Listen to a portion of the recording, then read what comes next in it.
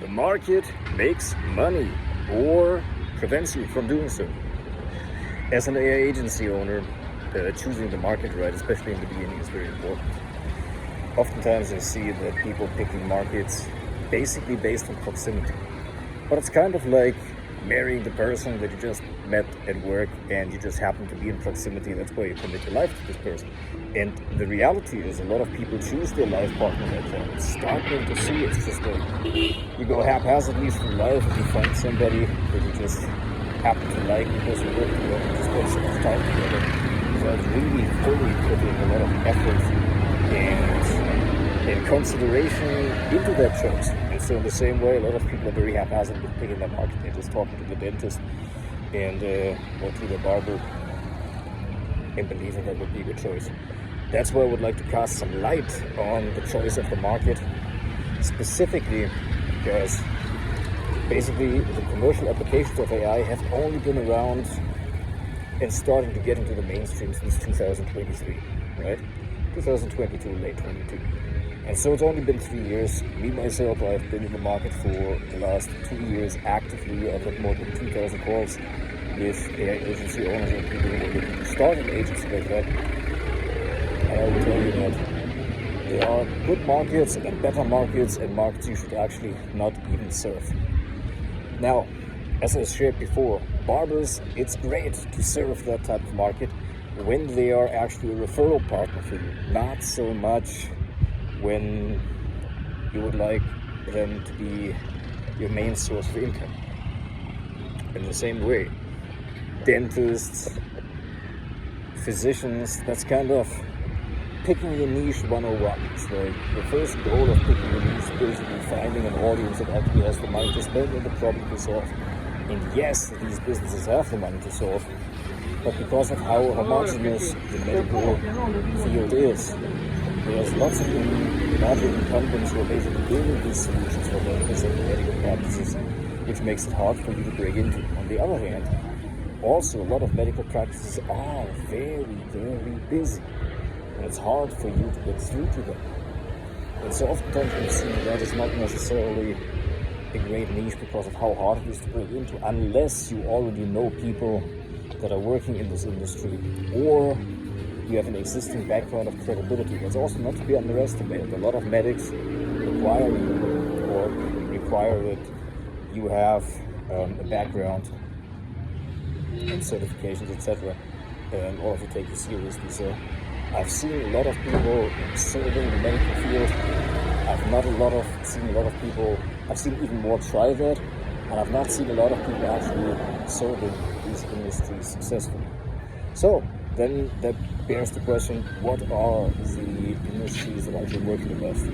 So what I've seen is most of the businesses that you can find in place that you can approach and find through either in-person networking, warm outreach, or generally speaking, local lead generation. And so oftentimes, what I've also seen is the best industries, the best businesses that you can find are industries that you wouldn't not necessarily conceive of as you're just thinking this through as some kind of sheet on paper exercise. Right? I've seen use cases in debt settlement, for example. Do you even know what that is and what that means? Right? When there are all kinds of compliance solutions in industries, there are all kinds of different government contracting opportunities that consultants work in, etc. There is, custom staircases. There is all kinds of custom home services that you wouldn't necessarily conceive of that are actually good businesses to serve. Etc.